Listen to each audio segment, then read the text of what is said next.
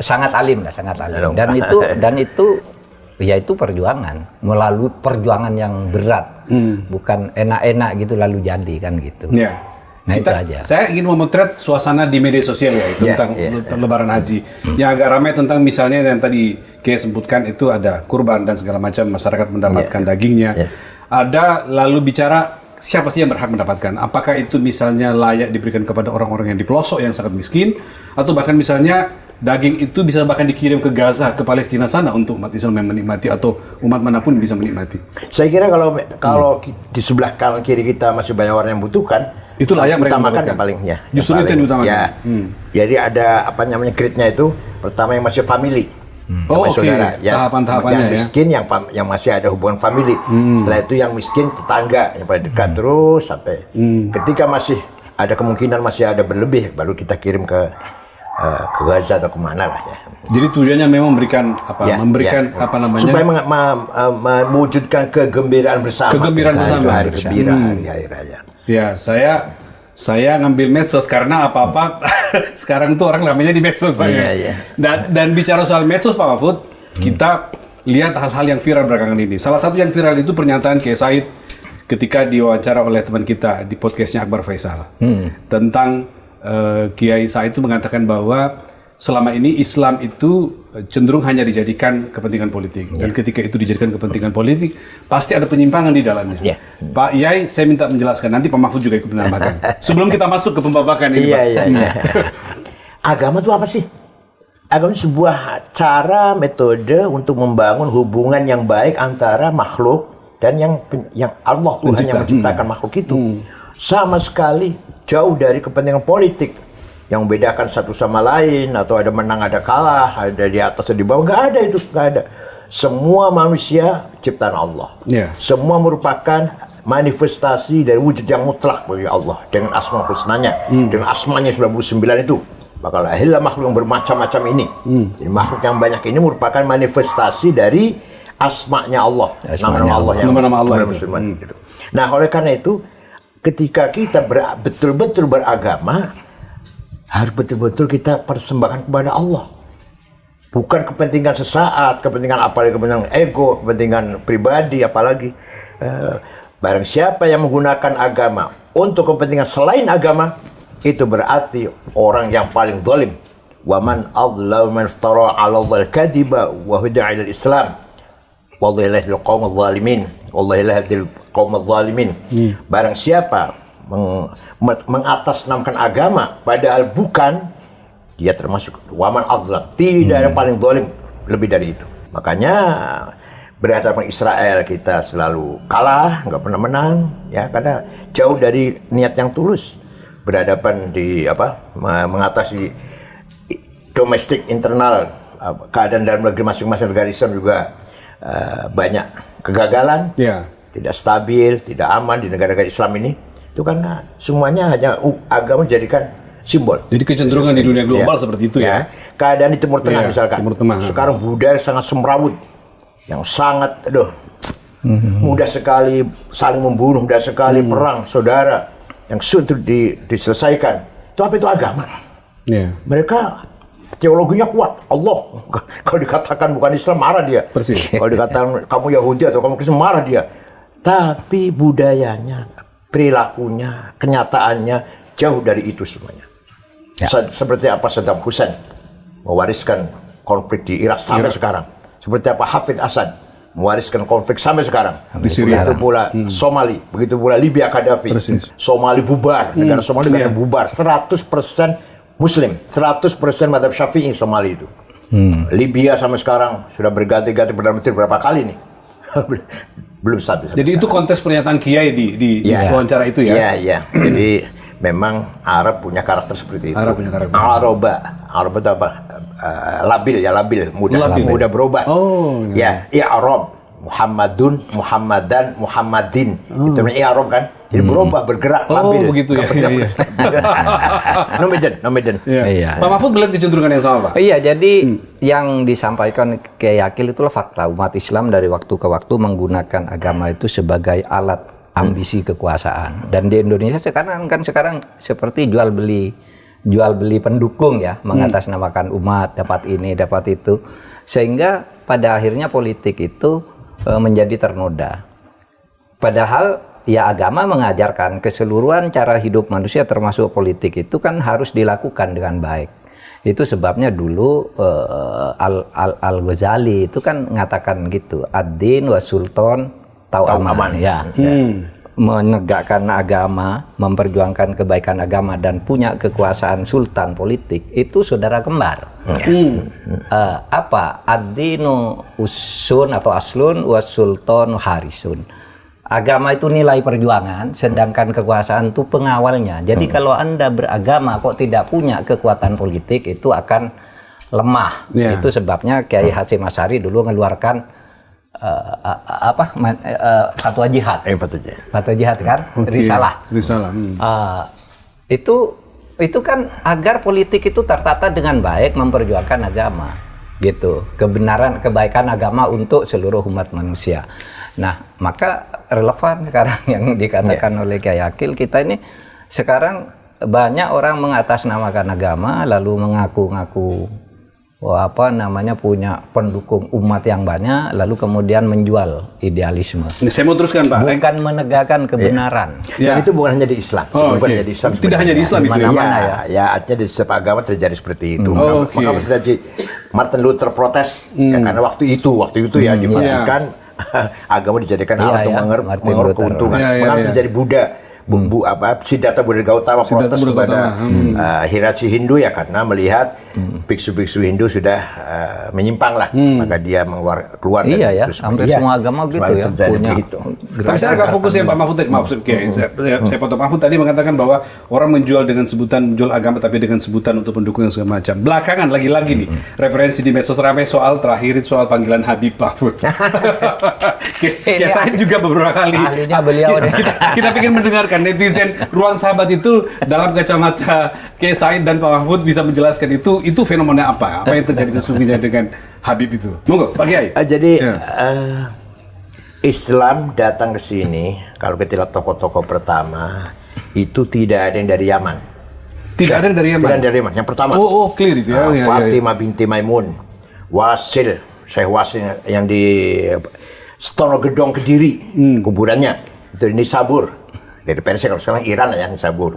Syekh Ahmad Subakir yang kuburnya di Goa ya, di Sulawesi. Itu juga dari Khorasan. Syekh Qura di Kerawang. Itu dari Cina. Ya. Jadi Maulana Ishaq dari Tobruk, dari kota perbatasan Mesir Libya.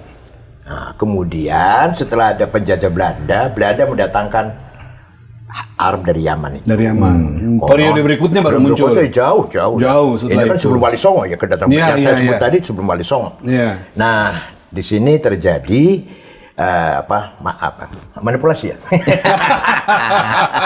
Sengaja memamerkan ya, memasang Habib, gelar Habibnya itu supaya mendapatkan posisi yang lebih terhormat daripada yang lain. Itu berhasil seperti itu di Indonesia dan Malaysia dan Brunei. Malaysia juga ada ya? Iya. Untuk status sosial mereka dapatkan. Ya, kalau di Timur Tengah nggak ada. Di Mesir biasa aja, yang alim, yang berilmu, yang berkualitas ya dihormati orang. Betul. Yang tidak biasa jadi pegawai, jadi pekerja walaupun di Alatos atau Assegaf, hanya di kita ini. Nah, saya bukan ahli nasab ya, hanya saja secara rasional, mereka itu katanya akhirnya Ubaidillah bin Ahmad Al-Muhajir bin Isa. Nah, tidak mungkin ada ahli bait namanya Ubaidillah. Karena Ubaidillah itu gubernur Irak yang membunuh Sayyidina Husain dan saudara-saudara di Karbala. Namanya Ubaidillah. Oh iya, Karbala itu. Ya, namanya Ubaidillah. Yang eksekutornya itu atas perintah Yazid, Khalifah Yazid. Al-Amawi.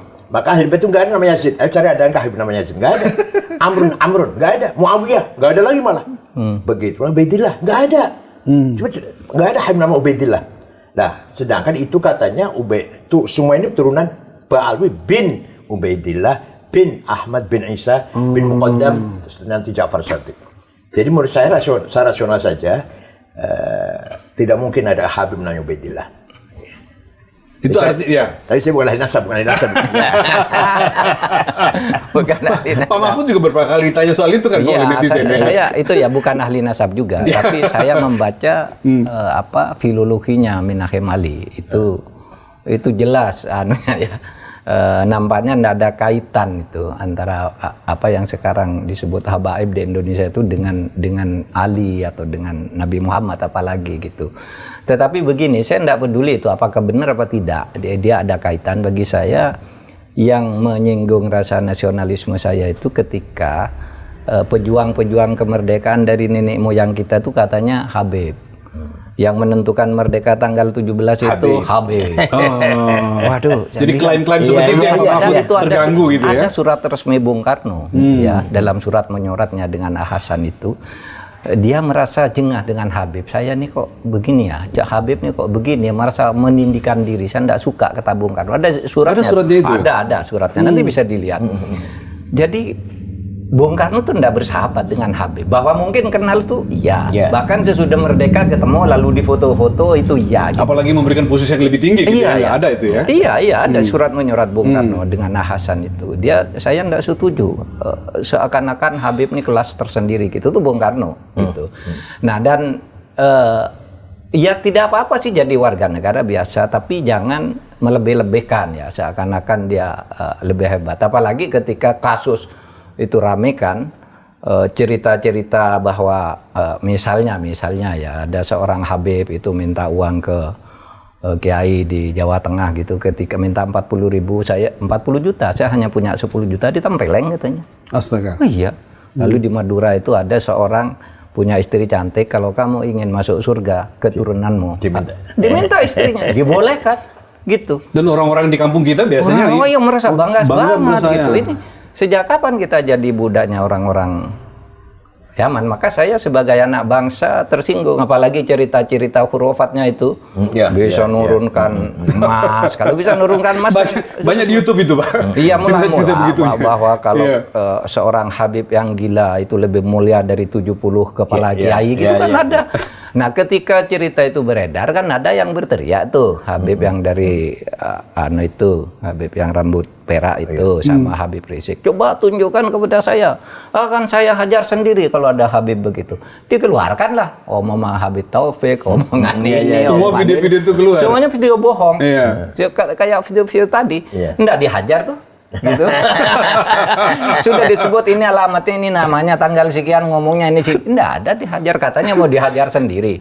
Katanya, ayo keluarkan gitu. Nah, di situ saya kira kita tidak anti Habib. Habib yang baik sekali banyak di Indonesia ya toh.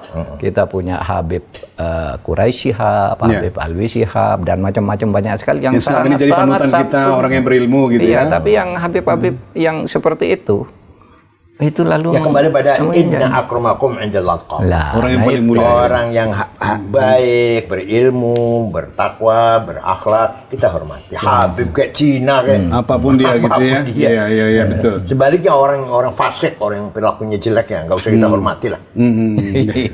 Clear itu ya. Baik. Ya, oke. Pak Mahfud, itu opening Pak, pembuka dialog kita. Saya mau lanjut sekarang ke agak spesifik persahabatan Pak Mahfud dengan Kiai Said dalam 4 babakan, Pak. Pertama, kita bagi ini ada politik kiai, ya. Lalu ada Pancasila, ya. Lalu ada menentang arus, Kemudian terakhir ada batik dan salawat.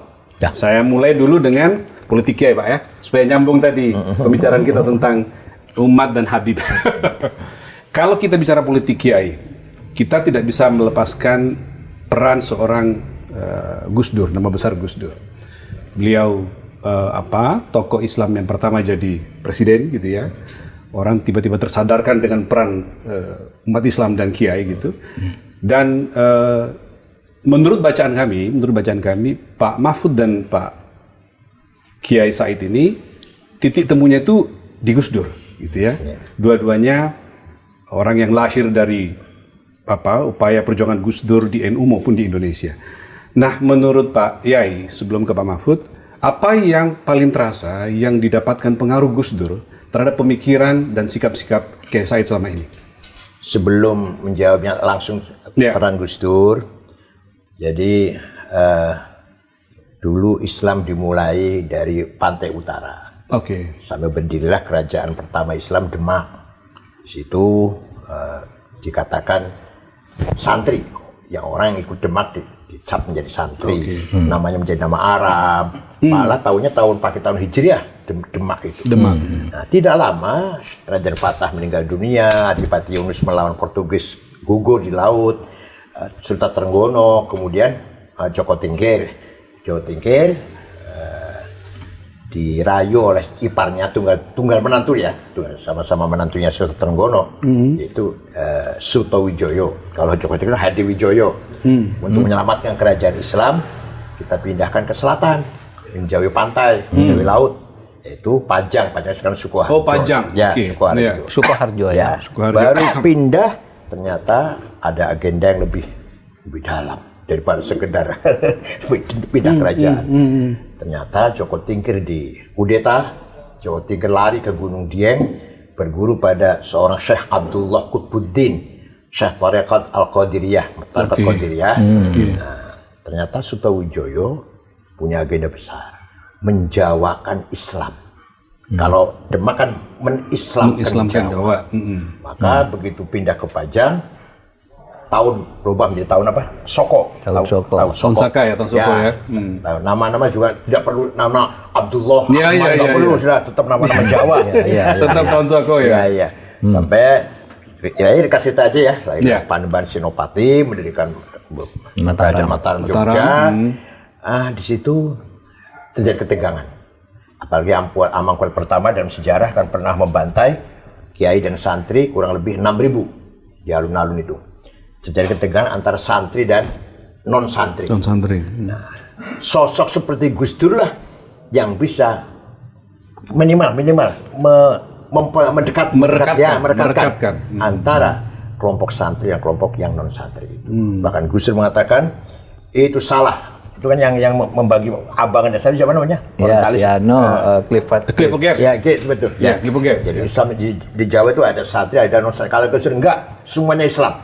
Dari Abdul Wahid, Khalis Majid, Amir Rais sampai Permadi, itu katanya Islam semua kata Gus Dur. Apa itu artinya? Gus Dur punya gagasan, ingin Islam di Nusantara punya tipologi sendiri. Tidak seperti di Timur Tengah atau Islam Arab yang mudah sekali mengadu domba, mengadu antara Islam dan budaya, teologi dan budaya. Ini pemikiran Gus Dur. Iya. Saya pahamnya itu Gus Dur yang menjadi penengah, jadi perekat pertemuan antara santri dan yang non santri tadi. Oleh Gus Dur semuanya sama, Islam semuanya lah. Nah, maka Gus Dur sering punya teologi membumikan Islam. Islam. Nah, saya tahun 2015 punya ide Islam Nusantara. Islam Nusantara adalah Islam yang dibangun di atas budaya. Budayanya lestari, Islamnya jadi kuat. Itu luar biasa itu. Luar biasa. Dan itu juga terrefleksi dari gagasan Gus Dur yang jauh sebelumnya gitu ya? Iya, saya terpengaruh. Jelas pengaruhnya. Gus Dur mengatakan membumikan Islam. Kalau saya Islam Nusantara. Ternyata beberapa hal yang sangat-sangat positif kita miliki Nusantara ini yang tidak dimiliki oleh orang-orang Timur Tengah. Sehingga di kita ini seorang ulama seperti Hasyim Asy'ari, ya ulama, ya pahlawan nasional. Begitu pula kiai-kiai yang lain ya, atau Kiai Wahid Hasyim atau Idam Khalid. Sedangkan di Timur Tengah yang ulama saja hanya bicara Islam, yang nasionalis saja, Jamal Nasir, Hafidz Asad, Saddam Hussein. Di sini kita Hasyim Asy'ari, ya ulama, ya nasionalis. Ya sekaligus jadi nasionalis. Di Timur Tengah tidak ada itu. Kenapa? Karena di sini sudah selesai antara teologi dan budaya. Teologi dan politik kebangsaan sudah selesai itu. Di Timur Tengah belum selesai. Timur Tengah masih menolak nasionalisme. Kenapa? Karena nasionalisme di Timur Tengah betul-betul datang dari Ernest Renan. Kemudian dipahami oleh Michel Aflaq. Membentuk partai Ba'ath. Sehingga nasionalisme betul-betul sekuler, sosialis. Sedangkan nasionalis kita tidak. Kiai Hasyim Asy'ari bukan dari Ernest Renan.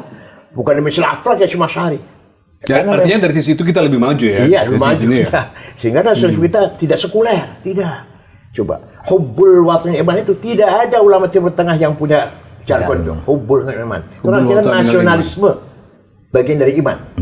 Anda nasionalis harus bertuhan, Anda bertuhan harus nasionalis. Man mata li ajli watani mata syahidan. Barang siapa mati demi tanah airnya, syahid. Syahid, ya. Coba, sampai segitunya. Di Timur nggak ada itu ulamanya itu. Ngomong itu nggak ada. Sehingga di Timur Tengah sampai sekarang belum selesai. Belum selesai urusan itu. Antara semangat nasionalisme dan semangat ghirah diniyah, semangat perjuangan agama itu. Itu pemahaman saya itu dipahami dari Gus Dur ketika ingin menyatukan antara santri dan yang bukan santri, melanjutkan gagasan Hasyim Asy'ari dan seterusnya. Pak Mahfud? Ya sama. Jadi 2 pekan lalu saya menulis menulis sebuah pengantar untuk pidato pengukuhan besar Profesor Sofiullah di UIN Sunan Kalijaga tentang tafsir mu'asyiroh, mempertemukan filsafat Islam dan fikih gitu. Nah, saya memberi judul begini, kita ini kalau di Indonesia harus mengindonesiakan Islam, bukan mengislamkan Indonesia. Meskipun substansinya hampir sama, tetapi pesannya beda. Kalau mengindonesiakan Islam itu artinya membawa Islam ke relung-relung budaya bangsa. Sehingga Islam itu cocok dengan budaya seperti apa yang didalilkan di dalam kaidah-kaidah kita bahwa ya hukum itu bisa berubah kalau budayanya lain, kalau waktunya lain, tempatnya lain gitu ya. Al-adatu muhakkamah. Al-adatu muhakkamah bisa berubah kan? Sesuai kebutuhan budaya dan lebih damai seperti yang dilakukan oleh Gus Dur, membumikan Islam, mengindonesiakan Islam, nusantarakan Islam gitu kan. Islam Nusantara itu kan budaya dan tidak ada tafsir tunggal ya tentang dalil agama, dalil yang sama, qot'inya sama, itu tafsirannya di dalam bentuk hukum berbeda dari waktu ke waktu. Oleh sebab itu misalnya orang, kamu jangan makan riba, itu kan dalilnya sama. Tapi cara menurunkan hukum riba itu berbeda-beda. NU menganggap begini, Muhammadiyah begini, di sana bank konvensional haram, di sini halal dan sebagainya. Padahal dalilnya sama. Nah itulah sebabnya kebutuhan budaya itu, ya kebutuhan budaya sejauh tidak melanggar prinsip-prinsip, menurut saya ya bagus. Makanya Islam di Indonesia ini damai. Cuma itu saja sering dipolitisir seperti itu. Lalu tapi unsur-unsur Arab radikal seperti dikatakan Kiai Said yang membedakan nasionalisme dengan apa namanya teologi. Iya, itu kan di sini masih sedikit-sedikit ada. Oleh sebab itu ada apa misalnya terorisme dan sebagainya yang punya pandangan harus begini gitu ya. Seperti dulu terjemahan lain, implementasi lain dari saya yang Ikhwanul Muslimin itu Kutub ya, Said Kutub ya. Yang kemudian sangat radikal itu yang kemudian banyak juga terimpor ke sini, tapi secara umum itu sudah bisa diatasi. Cuma kita harus hati-hati. Kita negara udah punya BNPT dan sebagainya ya, kemudian lembaga-lembaga yang menyiapkan. Ya, pesantren sudah diajari tentang apa hidup berkebangsaan, apa namanya yang pluralis. Yang menariknya, di pesan itu ngaji fikih.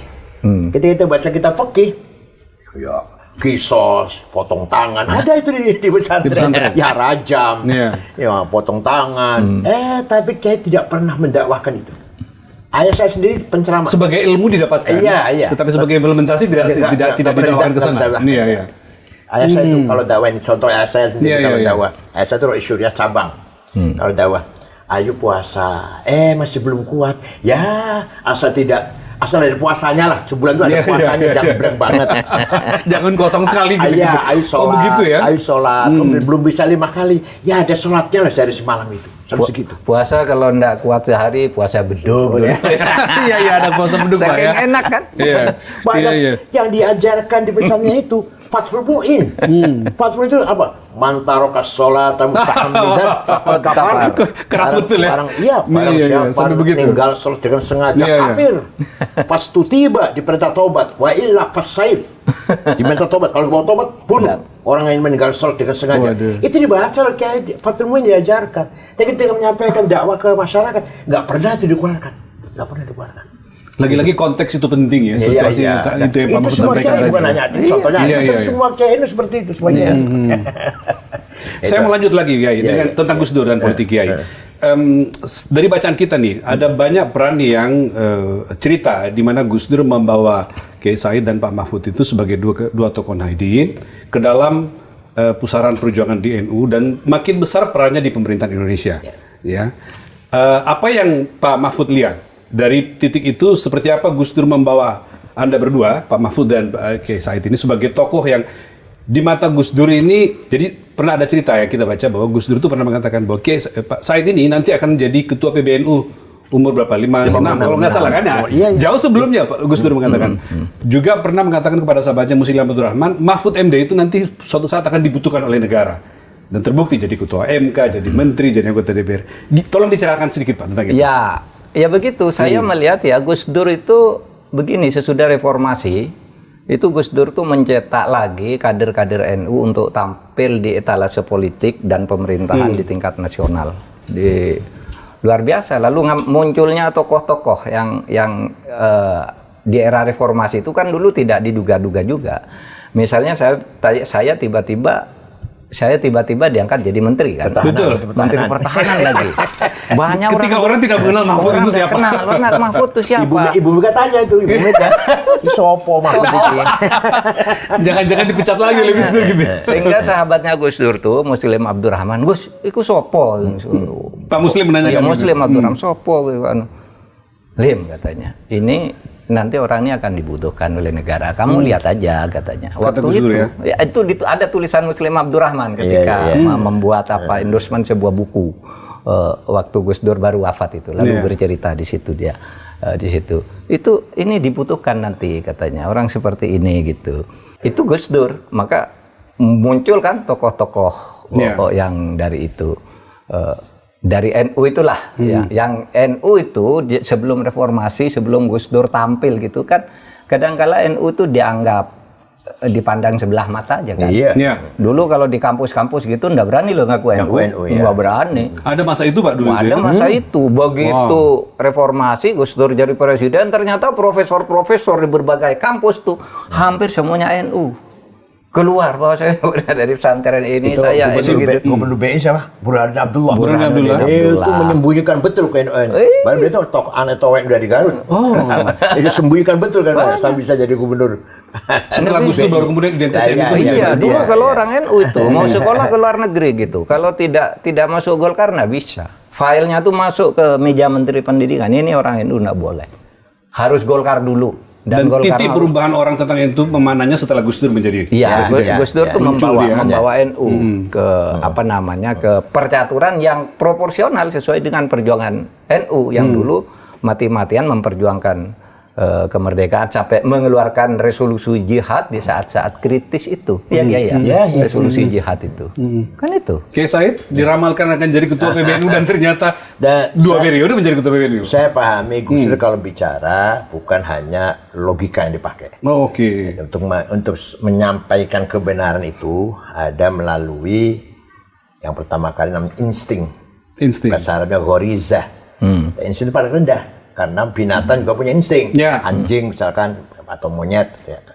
Yang kedua lebih tinggi dari insting ada feeling, feeling bahasa Arabnya atifah, kecerdasan rasa yang sangat tajam. Tapi feeling itu masih kurang kuat, kurang tajam. Kenapa? Karena dibarengi dengan keinginan. Ingin saya hari ini nggak hujan, maka saya feeling saya nggak hujan nih, karena ingin saya nggak hujan. Kecampuran kepentingan mas. Yang ketiga firasah. Firasat itu ada hadisnya, ittaqu an firasatil mu'min. Hati-hati dengan firasat orang mukmin. Itu ya. Orang mukmin itu kalau punya firasat banyak benarnya lah kira-kira. Firasat masih rendah. Yang paling tinggi adalah intuisi, kasyaf. Yaitu direct illumination. Nur mubashir, cahaya langsung dari Allah. Maka ketika beliau ngomong itu bukan dari siapa-siapa, langsung dari Allah. Contoh, ketika seminar di Gedung Pustaka Nasional. Waktu itu judulnya Mengenang Jasa Jenderal TB Simatupang. Narasumbernya 4, 2 muslim, 2 non-muslim. Yang non-muslim Yakub Utama dengan Romo Muji Sutrisno. Yang muslim Pak Rudini dengan Gus Dur. Gus Dur datang, nggak mau naik ke atas, duduk di bawah dulu. Biar orang 3 dulu lah. Tidur, nyenyak, berkeringat. Begitu beliau dipersilahkan, saya bangunkan. Gus, panjenengan Gus. Saya tuntun, walaupun masih melihat, ini jauh sebelum masih jadi ketua PBNU lah. Naik ke atas, itu omongannya 3 orang, dikomentari semua. Orang pun tepuk tangan. Tadi orang semua tahu Gus Dur nyenyak tidur, tapi perkataannya Yakub Utama, Pak Rudi kayak menyimak dengan baik gitu. Iya, dalam tidurnya menyimak dengan baik. itu namanya kasyaf, intuisi. Tidak pernah salah kalau intuisi. Ya banyak, itu contohnya. Iya banyak. Ya, ketika saya mengatakan tentang saya umur 56 tahun saya menjadi ketua PBNU. Prabowo itu orang yang ikhlas, dipecat jadi Pangkostrat, tidak melawan. Mengko bakal jadi presiden nek wis tuwa. Kalau udah kata Gus Dur, tentang Prabowo. Ya, itu banyak orang yang mendengar. Mendengar. Ada Gus Miftah, ada Saifullah Yusuf, Muhaimin, semua dengar. Banyak kisah tentang itu ya. Banyak kisah tentang yang aneh-aneh itu banyak kisah. Tentang Wali Songo, tentang apa itu. Jadi kalau tahlil misalkan jam 12 malam di Sunan Ampel, itu yang menemani kita itu suruh tahlil cross. Tidak boleh pelan. Gus Dur diam saja. Itu artinya lagi dialog dengan Sunan Ampel. Nanti setelah tadi ada omongan Gus Dur yang menyatakan apa gitu, luar biasa. Dulu waktu waktu saya Menhan kan dampingi beliau, menerima 12 orang pimpinan Dewan Pertimbangan Agung, dipimpin oleh Ahmad Tirto Sudiro. Diterima oleh Gus Dur jam 8 begitu, duduk. Mulai silakan menyampaikan. Habis itu Gus Dur tidur gitu, tidur betul. Ini agak tersinggung si Ahmad Tirto Sudiro. Ini mau diteruskan enggak? Kita enggak dengerin. Serius nggak ini kata dia gitu ya? Terus akhirnya demikian Bapak Presiden. Baik katanya. Lalu ditanggapi satu persatu loh. Runtut itu seperti yang disampaikan oleh itu. Ini datanya. Sehingga ketika keluar dari istana itu kan itu Ahmad Tirto Sudiro yang tadinya agak marah itu dia sampaikan ke wartawan. Wah katanya Gus Dur tidur tapi dengar semua tapi dia ngorong gitu katanya. Kata si Ahmad Tirto Sudiro. Nah, itu juga satu yang satu yang menjadi sangat fakta tapi aneh tapi terjadi gitu, disaksikan banyak orang. Nah itulah yang paling banyak orang terheran-heran lagi ketika Muktamar Cipasung dengan begituannya lah ya, beliau mengatakan ini adalah naga hijau, sebentar lagi akan ada naga merah dan nanti akan naga kuning. Itu orang bertanya apa artinya? Ternyata betul.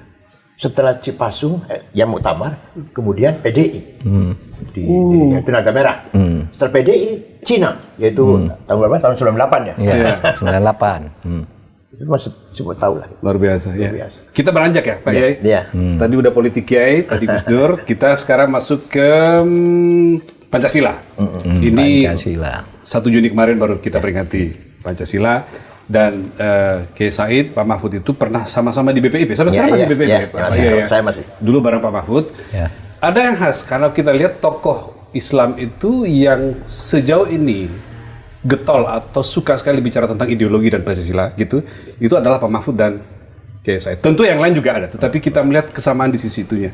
Apa yang menjadi kesadaran Pak Mahfud dan Kiai tentang ideologi ini harus selalu disampaikan, termasuk menjelaskan ideologi Pancasila? Pak Mahfud dulu. Karena gini ya, perbedaan antar manusia itu fitrah. Tetapi manusia itu harus hidup bersama. Itulah sebabnya kita harus punya ideologi sesuai dengan kebutuhan tempat. Nah, saya ikuti itu pemikirannya Gus Dur, negara itu perlu enggak? Ya perlu. Tapi sistem bernegara itu bisa beda-beda. Misalnya, di dalam Al-Quran banyak kata negara kan, khalifah, khilafah, kholaif, kemudian sultan, bilad, balad gitu, itu kan negara lah, mengacu pada negara. Tapi berarti negara ada di kehidupan manusia. Itu sebabnya Nabi Muhammad mendirikan apa yang kalau menurut konvensi Montevideo PBB itu syarat negara itu kan ada 3, ada rakyatnya, ada wilayahnya, ada pemerintahnya. Nah, dan Nabi Muhammad itu sudah negara, cuma waktu itu belum ada definisinya. Ya. Nah, tetapi kalau negara itu penting, lalu sistemnya itu sesudah Nabi beda-beda. Kalau Nabi itu kan teokrasi murni, Hukumnya dari Allah, dari Nabi gitu. Tidak ada legislatif, tidak ada yudikatif. Nabi sendiri kan. Tapi begitu Nabi sudah beda. Siapa? Waktu zaman sesudah itu kan harus ada DPR, harus ada apa. Sistemnya beda-beda. Abu Bakar dipilih misalnya ya. Terus Umar itu ditunjuk. Utsman itu lewat formatur. Ali dibayat lagi gitu. Sampai sekarang lahir sistem bernegara itu lebih dari 57 negara Islam sekarang ini dengan beda sistem. Sehingga saya katakan Islam itu yang penting substansinya harus ada pemerintah yang adil. Pemerintahan harus ada, rakyatnya ada, harus adil bijaksana. Soal bentuknya mau demokrasi boleh, mau kaisar boleh, yang penting adil. Iya kan? Mau republik boleh, mau kerajaan boleh, mau federal boleh, apa saja boleh. Itu di 57 anggota negara OKI itu disebut negara-negara Islam, negara kaum muslimin, tapi beda-beda. Iya. Semuanya kaum muslimin gitu. Sehingga saya katakan kalau di Indonesia sih, kenapa sih orang kok berteriak-teriak khilafah gitu ya? Itu dia. Khilafah itu kan sebuah istilah yang generik ya. Khilafah itu pemerintahan. Indonesia ini kalau di bahasa Arab kan bisa juga khilafah al Indonesia gitu ya. Cuma kok mau dimauin khilafah gitu. Nah, dulu ada yang mau berdebat, ayo kita debat tentang ini. Saya bilang, nggak usah debat, tunjukkan saja kepada saya sistemnya itu apa. Yang diajarkan oleh Al-Quran Sunnah. Nggak ada. Terus, yang mana yang benar? Khulafaur Rasyidin. Khulafaur Rasyidin aja beda-beda. Saya bilang, yang mana yang benar tuh di antara empat? Semuanya Rasyid. Iya, semuanya Rasyid. Semuanya Rasyid. Padahal beda kan? Ada penunjukan, ada pemilihan, ada apa gitu. Sampai akhirnya lahir republik, lahir kerajaan, lahir ini macam-macam kan. Di berbagai negara ada kerajaan Islam, negara Islam Pakistan, ada negara Islam Malaysia, kan beda-beda. Brunei, kemudian Libya, itu sistemnya beda. Beda-beda semua tuh. Tapi mereka merasa ini yang Islam gitu. Kita di Indonesia juga ini Islam yang cocokkan. Nah itulah yang disebut mengindonesiakan Islam. Pak Yai tentang ideologi tadi? Tapi sebenarnya begini ya. Terus terang saja nih. NU sebelum dipimpin Gus Dur masih ada kecenderungan ingin tatbik syariah. Ingin menjalankan syariat Islam. Sebelum ketuanya Gus Dur. Sebelum Gus Dur. Masih ada semangat. Ada kecenderungan itu masih. Semangat itu masih ada. Sebelum 84 ya. Dengan soft, bukan radikal. Iya, betul. Berarti cita-cita itu loh masih ingin belum hilang, menegakkan masih ada yang perasaan seperti itu. Islam berjalan di Indonesia setelah Gus Dur itulah final dan Ki Ahmad Siddiq ya waktu itu. Bahwa Pancasila, 1945, NKRI, Bhinneka sudah final. Jangan ada organ yang bermimpi ingin merubah Pancasila. Itu tahun 84. Maka menerima asas tunggal Pancasila. Kemudian beliau sangat dekat dengan Pak Harto waktu itu, sangat dekat sekali. Blusak-blusuk biasa itu. Nah, suatu saat Gus Dur ingin mengadakan apel setia pada Pancasila. Rencananya 2 juta orang kumpul di Senayan. Pak Harto tersinggung. Apa yang tersinggung Pak Harto? Ini mau apa? Sopos ya. Begitu ya. Pak Rudini sebagai Mendagri melarang itu dilakukan. Menjaga masa akan datang. Menjaga masa akan datang. Sehingga akhirnya sekitar 100.000 lah. Itu pun diisi dengan santri-santrinya Siddiqiyah, santrinya Muhammad. Nah, setelah Gus Dur nulis dengan tangan sendiri kepada saudara Soeharto, saya tidak tanggung jawab kalau umat Islam Indonesia seperti Aljazair. Waktu itu Aljazair, partai yang menang Partai Islam Radikal, Abbas Madani namanya. Abbas Madani waktu itu. Kemudian dibatalkan oleh PBB atau oleh Prancis lah. Prancis. Artinya bagi siapa tuh sejak lama Gus Dur membaca kekhawatiran itu sehingga dilakukan gitu ya, menyadarkan masyarakat. Bahwa kita ini mau apel Pancasila. Kenapa nggak boleh? Saya tidak tanggung jawab kalau akan lahir kelompok radikal seperti atau kelompok radikal akan menang. Islam radikal akan menang seperti Aljazair. Waktu itu Partai Islam Radikal menang, ketua Abbas Madani. Istilah mulai Gus Dur dan Pak Harto agak renggang. Makanya ya, jadi konteks pertemanan persahabatan Kiai Said dengan Pak Mahfud itu kita melihat ketika sejumlah tokoh pergerakan Islam masih mengharapkan Islam sebagai ideologi gitu. Dua tokoh ini sudah kemana-mana menjelaskan tentang betapa ideologi Pancasila itu menjadi. Apalagi kalau kita lihat Piagam Madinah. Ketika Nabi Muhammad hijrah ke kota Yathrib, itu namanya kota Yathrib namanya. Dulu ya, Madinah sekarang. Karena yang bangun itu namanya seorang namanya Yathrib. Bin Laud, bin Amlik, bin Sam, bin Nuh. Yang membangun kota Madinah. Kota Yathrib. Kota Yathrib ya, berubah jadi Madinah. Nabi hijrah masuk ke Yathrib, ternyata di situ penduduknya plural. Ada umat Islam pendatang namanya Muhajirin, ada umat Islam pribumi namanya Ansor. Ada non-Muslim Yahudi besar 3 suku, lebih besar daripada Ansor. Ansor cuma 2 suku, Aus dan Khazraj. Tapi kalau Yahudi 3, lebih dominan Yahudi. Bani Nuqo, Bani Quraidah, Bani Nadir, pelarian dari Sinai. Ketika Yahudi sampai Sinai, Nabi 40 tahun, Nabi Musa meninggal, Nabi Harun, Yusha meninggal, Yahudi bercerai-berai, kebanyakan ke Eropa. Nah, 3 suku ke Madinah, Yathrib, yang keturunannya jumpa dengan Nabi Muhammad. Maka dalam surat Al-Quran, Baqarah, terus Bani Israil itu banyak sekali cerita dialog antara Nabi Muhammad dengan Yahudi Madinah.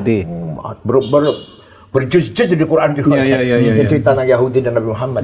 Nah, ketika masih ada pagan di Yathrib itu, musyrikin masih ada sedikit. Nabi Muhammad memutuskan Bismillahirrahmanirrahim.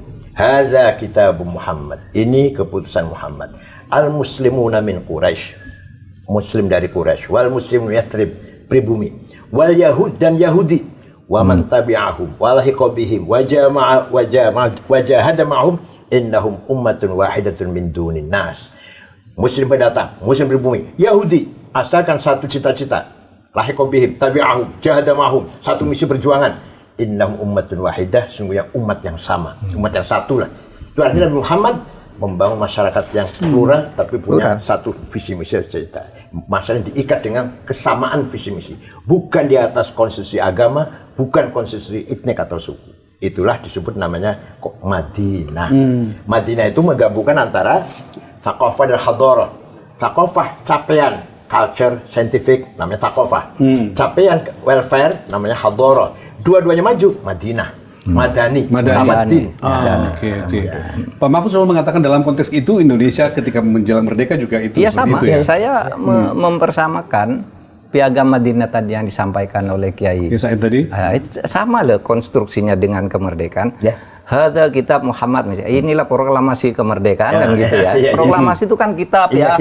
Ketetapan tulisan kami bangsa Indonesia. Bangsa itu Quraisy itu yang bersuku-suku satu. Ini kami bangsa Indonesia menyatakan kemerdekaan. Falahiqa bihim gitu kan. Wajah ada mahum itu hal-hal yang mengenai pemindahan kekuasaan dijihadkan bersama-sama. Kan sama dengan proklamasi. Jadi sangat Islami. Bahkan tadi menambah yang itu ya kayak ada pejuang namanya Mukhairik ya. Ingat ya, Mukhairik itu orang Yahudi. Gugur di medan Uhud bersama Nabi Muhammad dalam keadaan beragama Yahudi. Dia berperang bernabi Muhammad. Kenapa kamu orang Yahudi kau berperang? Karena saya membela negeri saya Madinah di bawah pimpinan Muhammad yang adil. Ketika dia sudah kena tombak mau mati ditanya, "Kamu mau masuk Islam enggak?" "Enggak." Gitu. Sampai meninggal tetap Yahudi tapi cinta kepada tanah airnya yang bernama Madinah yang dipimpin oleh seorang pemimpin yang adil yang bernama Muhammad itu. Coba bayangkan, begitu kosmopolitnya, begitu terbukanya itu Nabi Muhammad membuat negara. Jadi tidak mendiskriminasi orang lain. Dan tidak mendeklarasikan negara Islam. Tidak mendeklarasikan negara Arab. Madinah. Luar biasa ya. Negara itu sudah berperadaban, civilized. Luar biasa. Negara berperadaban ketika itu sudah terbentuk ya. Yang lalu ini. Wala udwana illa 'alal zalimin. Selalu gitu kalau khutbah Jumat. Tidak boleh ada permusuhan kecuali kepada yang melanggar hukum. Tentang sejarah yang tadi banyak dijelaskan oleh Pak Kiai. Ini mumpung ini agak momentumnya masuk sedikit sejarah. Sekarang kan lagi ada keinginan pemerintah untuk menuliskan ulang sejarah.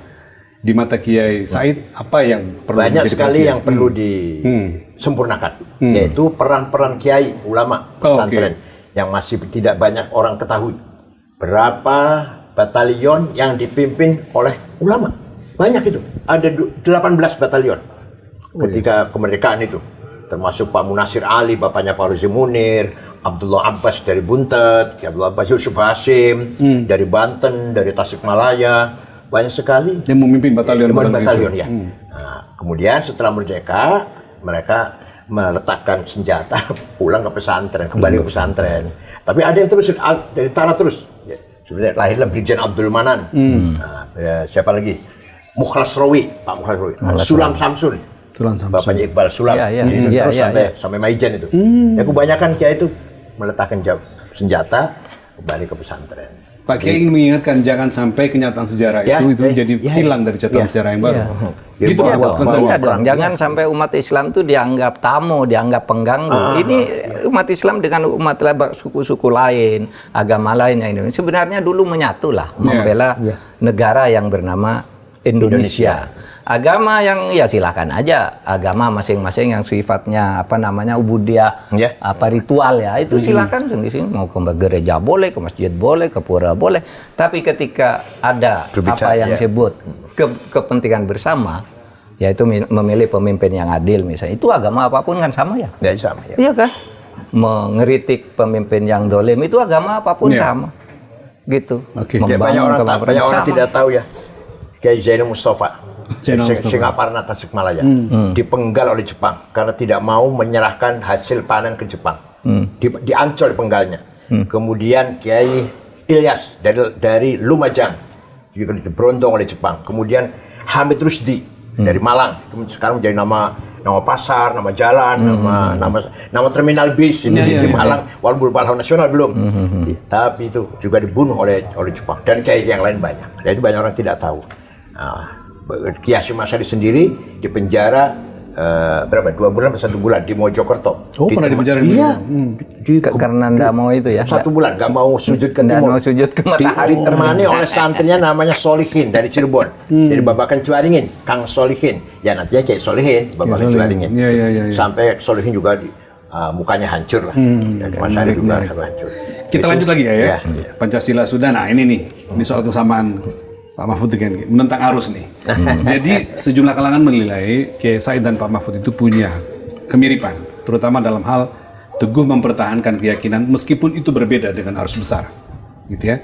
Pak Kiai yang seperti Pak Mahfud sempat mengatakan dulu ketika rame pajak, Pak Kiai mengatakan tidak usah membayar pajak. Sempat ada keluar fatwa seperti itu. Belum keluar fatwanya. Belum keluar ya? Mau mengancam ya. Wah, kalau korupsi tidak dihapus, kayaknya keluarkan agar itu kan mengagetkan semua orang, Pak. Wah, itu kalau NU nggak bayar pajak hancur negara ini. Kiai juga yang bilang, itu kalau koruptor mati nggak usah disolati. Ya. Saya bilang, Kiai koruptor mati nggak disolati, namanya koruptor nyewa orang suruh sholat. Punya duit banyak gitu. Bawa uang kuburan nyuap malaikat juga. Pak Mahfud tidak terhitung di Polhukam ketika menjadi Menko. Keputusan kita minta Pak Kiai, apa yang mendasari? Afdolul jihad kalimatu haqqin amama imamin jair. Sebaik-baik jihad adalah yang paling utama adalah berkata benar. Apa yang sebenarnya lah kalimatu haqq. Sungguh pun itu tidak bisa di depan pemimpin yang zalim. Jadi itu bagian dari jihad sebenarnya yang menyatakan sikap teguh seperti itu ya. Seperti Imam Hasan Basri, walaupun nggak angkat senjata. Imam Hasan Basri itu nggak setuju dengan Khawarij yang angkat senjata, berontak nggak, atau Syiah.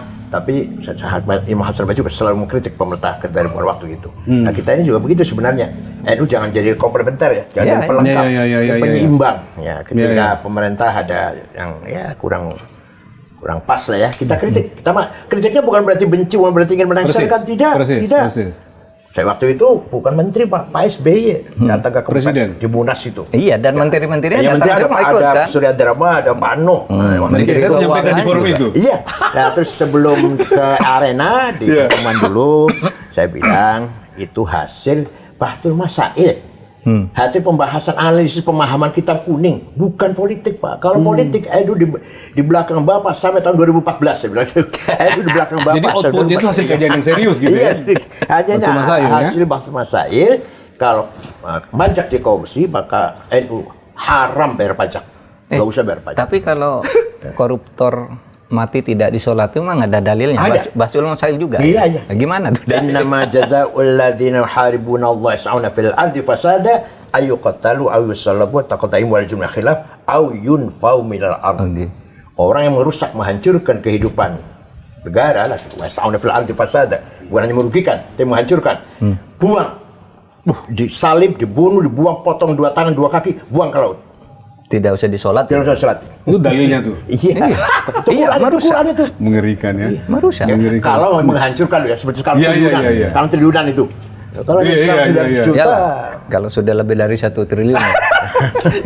kita bikin batasannya nilainya berapa yang harus dibuang gitu ya. Nah, tapi semangatnya untuk menggempur korupsi itu aja sebenarnya. Pak Mahfud juga begitu kan dicatat belakangan malah Pak Mahfud mengatakan tegas bahwa semua sektor di Indonesia sekarang ini ada Iya, korupsinya. korupsi, iya. Dan Sikap-sikap seperti itu yang jadi iya, orang. tapi gini, kalau Kiai Akil saya dianggap terlalu tegas gitu Iya. ya menghadapi. Memang begini, kalau kami sehari-harinya kalau kami bergaul dengan orang seperti Kiai Akil saya itu kan orangnya biasa aja, ndak angkuh, tidak apa kan? Iya kan? Orang menganggap itu Pak Mahfud tuh menteri kok sederhana banget sih, cuma gitu. Sama kayak Akil, ketemu orang kecil ngobrol, duduk gitu, ndak angkuh gitu. Memang ajaran di pesantren tuh kita harus tawadhu lah, sopan terhadap orang. Kita diajari tawadhu. Ini nilai-nilai yang diajarkan di Iya di pesantren, ini ya. tetapi juga diajari harus tegas, gitu, harus tegas terhadap keingkaran. Iya kan? Jadi seperti saya tuh misalnya Pak Mahfud, ya saya diajari sopan santun, kekiaian, kesantiran, duduk baik, tidak sok pinter, tapi kadangkala kita dibekali dengan dalil juga ya, gitu. Gini, kita bersopan kepada orang yang sopan dan juga lawan orang yang takabur, sehingga ada ungkapan begini, man tawadhu'a mutawadhi fahuwa shadaqah. Wa man takabbara mutakabbir fahuwa shadaqah. Kalau kamu bersikap sopan dan merendahkan diri kepada orang yang sopan, maka kamu dapat pahala seperti bersedekah yang banyak. Tapi kalau kamu berani menyombongi orang yang terlalu sombong, kamu dapat pahala juga. Oleh sebab itu saya kalau menghadapi orang gitu keras, ayo Di gambaran berarti dapat pahala, Mama. Iya. Itu juga bekal. Jadi kita tidak harus tawadhu terus. Kalau ada orang takabur luar biasa, merusak kehidupan kita bersama, apalagi sampai sewenang-wenang, adigung. Nah, kita harus meninggikan diri sedikit. Ini kok tinggi banget, kita yang tadinya merendahkan orang, naik juga. Kamu tuh apa gitu? Saya ingat cerita Kiai Wahid Hasyim tuh, ketika dalam perjalanan ke Jawa Barat, di stop oleh anak berandal itu. Lalu diminta barangnya gitu, lalu, wah, ada arloji bagus. Kata saya, kok kamu berandalan itu bilang ke Hasyim, ke Kiai Wahid Hasyim, kamu kok punya arloji kayak gini, orang kayaknya orang desa kok arlojinya mahal. Kalau kamu masih perlu lagi, saya masih punya. Saya masih ada, kamu minta katanya. Artinya itu orang yang tinggi hati gitu, ditantang aja sekalian, ciut ya, gitu. Nah, itu cara kita menghadapi orang. Cara Gus Dur juga tuh, kan Gus Dur tuh ke pelosok-pelosok orang kampung gitu ngomongnya enak kan, tapi bicara di PBB gitu gagah sekali kan. Gagah sekali membawa Indonesia. Jadi begitu kepada orang yang tawadhu, ya tawadhu kita, tapi kepada orang yang sombong ya diimbangi aja agar mereka tidak sombong dan merusak kehidupan bersama. Terutama koruptor itu, maka saya harus sombongi dia. Iya. Gitu aja. Iya, karena merusak bangsa kita. Saya mau lanjut lagi, Pak, lanjut sedikit tentang ini. Sebagai dua tokoh nadiyin, Pak, yang jadi referensi umat gitu ya, Pak Kiai dan Pak Mahfud, bagaimana melihat NU ke depan, ya? Seberapa penting kontribusi berikutnya yang harus diemban oleh NU dan seberapa independen dia dalam kekuatan manapun? Pak Kiai dulu. Ya, kenyataannya mayoritas umat Islam NU. Ya. Dan sekarang kan mayoritas yang miskin umat Islam, mayoritas yang masih pengangguran umat Islam, yang masih ketinggalan dalam pendidikan umat Islam mayoritasnya loh ya. Nah, disitulah kewajiban NU untuk membangun, merubah itu semuanya. Jauh dari kepentingan politik sebenarnya. Jauh dari kepentingan politik. Ketua PBNU harus jauh dari target politik. Mohon maaf, saya pernah ditawari Menteri Agama, saya nggak mau. Saya ditawari calon wapres sama Pak Prabowo, saya nggak mau. Akhirnya Pak Prabowo ngejak Pak Hatta Rajasa. Oh, waktu itu ya? Ya, yang pertama kali yang lawan rencana Jokowi itu. Ya bukan saya sombong, bukan. Ketika itu Pak Yai jadi ketua PBNU ya, lagi menjabat ya. Saya nggak ingin meninggalkan amanah yang sangat mulianya, yaitu mengemban, mengayomi, membela atau berpihak pada masyarakat Nadiyin yang kebanyakan marginal, kebanyakan pengangguran, kebanyakan petani pelayan yang belum mendapatkan haknya yang benar. Itu aja. Apalagi pendidikan terutama, masih banyak buta huruf, masih banyak. Ya. Pak Mahfud? Jadi begini, masa depan Indonesia ini menurut saya harus sangat diwarnai. Kalau perlu warnanya harus didominasi oleh pandangan Islam Ahlussunnah wal Jamaah seperti NU. Ahlussunnah wal Jamaah. Gitu. Itu sebagai dasar ideologi kepesantrenan itu supaya diperkuat. Karena itu yang memperkuat Indonesia. Itu yang menangkal radikalisme, sikap sikap keras kepala, merasa benar sendiri, orang lain tidak dihargai. Nah, kalau kita yang Ahlus Sunnah wal Jamaah seperti yang dianut oleh NU itu kan memperlakukan apa? Kosmopolit. Ya. Semua orang tuh dianggap kesewargaan. Anda punya hak sendiri. Gus Dur mengatakan begini dengan bagus. Apa sih kosmopolitisme itu? Berarti orang yang menghayati pluralisme, di mana perbedaan itu sebagai kenyataan, fakta. Ibarat kamu hidup di sebuah rumah, ada kamar, ada 5 kamar. Setiap penghuni kamar itu ketika di kamarnya masing-masing boleh pakai baju merah, baju putih, tidak pakai baju, pakai sarung, pakai kaos, pakai kacamata boleh. TV boleh sendiri-sendiri. Tapi begitu kamu ada di ruang tamu, TV-nya harus satu. Nggak bisa kamu nyetel sendiri-sendiri karena kamarnya beda, padahal kamu di ruang tamu. Ketika kamu bersepakat untuk pergi ninggalan rumah, kuncinya supaya dipegang oleh siapa itu disepakati, gitu.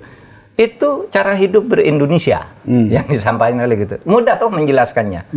Karena perbedaan itu fakta, tidak bisa dihindari. Orang punya keyakinan sendiri-sendiri. Mengapa kita paksa? Dan tradisi NU bisa lahir dengan situasi seperti itu. Itulah gitu ya? yang saya katakan. Ke depannya Indonesia itu harus didominasi cara pandang keberagamaannya seperti itu. Seperti banyak yang sering disuarakan. Dan Qur'annya seperti itu Qur'annya. Iya. Wala tasubbul ladzina tad'una min dunillah fa yasubbul 'abdan bighairi 'ilm kadzalika zayyana likulli ummatin 'amalahum. Jangan kamu mencaci maki orang yang tidak menyembah Allah. Nanti akan terjadi mereka mencaci maki Allah. Kadzalika zayyana likulli ummatin 'amalahum. Setiap umat mempunyai kebanggaannya masing-masing. Harus kita hormati agamanya, bahasanya, budayanya dan seterusnya. Diajarkan begitu Luar biasa. Iya. Walaula daf'ullahin nas lahuddimat sawami'u wa bi'un wa salawatun wa masajidul fiha ismullahi katsira. Allah mengizinkan di muka bumi ini ada gereja, wihara, pura, dan masjid. Yang semuanya untuk zikir kepada Tuhan. Luar biasa. Terakhir nih Pak, ini agak santai sedikit nih, batik dan salawat. Biar nggak terlalu serius ujungnya. Batik dan salawat. Apa itu? Pak Mahfud dan Kiai Said itu termasuk tokoh yang sering sekali berbatik dan berpeci. Dan orang tahu Kiai Said itu kan lama sekali sekolah di Arab. 13 tahun setengah. 13 tahun setengah. Ada sebagian orang ketika sekolah belum sudah pakai jubah, pakai segala macam dengan atribut. Kiai justru pakai batik. Diceritakan deh, kenapa? Ya saya pernah di Saudi ya, di Ummul Qura. Saya cari ilmu, bukan cari budaya. Oke. Maka pulang ya dapat ilmu gitu ya. Saya bawa ilmu. Saya bawa ilmu. Kebetulan S1 dakwah, S2 perbandingan agama, S3-nya tasawuf. Nah, saya pulang bawa ilmu, bukan bawa jenggot, bukan bawa gamis, bukan. Iya. Jadi yang paling konyol itu kan sekarang ini ada fenomena yang ya kemarin sekarang sudah agak reda ya kemarin lah pakai gamis untuk demo kan itu. Teriak Allahu Akbar gitu ya. Iya, kalau saya pakai batik untuk ngaji lah kita. Iya. Jadi ya Allah luar biasa. Jadi berislam tidak harus bergamis, tidak. Abu Jahal pun pakai gamis, berjenggot, pakai amamah. Abu Jahal itu, Abu Lahab itu, jual Abu Lahab, ya itu pakaian. Iya. Jadi bukan berarti simbol Islam itu bukan. Nabi Muhammad juga ya, Abu Bakar Umar ya pakai gamis. Abu Jahal Abu Lahab juga pakaian sama gamis. Yang membedakan adalah hati, iman yang membedakan. Ya. Mahfud? Dulu saya pernah dikritik begini ketika bicara. Kita ini harus mengindonesiakan Islam yang tadi saya katakan. Artinya Islam masuk ke Indonesia. Ada yang ngeritik. Apa ini kan bukan negara agama, bukan apa. Saya bilang mengindonesiakan Islam itu artinya membawa Islam masuk ke cara-cara hidup Indonesia, diindonesiakan sehingga Anda Islam tidak harus misalnya berkiblat ke Arab cara berpakaian, gitu kan. Yang penting hatinya Islam, tapi kita berkiblat ke Indonesia. Indonesia budayanya apa? Kita punya kebanggaan batik, ya pakai aja batik. Saya suka pakai batik. Kenapa? Misalnya kalau dikatakan yang disebut baju koko itu disebut di Indonesia disebut baju takwa. Itu bukan baju Arab, bukan baju Islam, itu baju Cina. Baju Cina itu. Gimana kalau lalu disebut baju takwa di sini? Kalau hari raya dikirim ini hadiah baju takwa untuk sholat gitu. Ini orang nggak ngerti bahwa baju itu takwa itu nggak ada jenis bajunya, apa saja ya baju gitu. Ya, asal bisa menutupi aurat ya baju sah. Menara itu bukan dari Islam, bukan dari Arab. Ya. Jadi orang Arab, orang sahabat dakwah ke Persia, melihat ada bangunan tinggi di atas ada api kan, ada api disembah perapian. Itu orang Majusi nyembah api.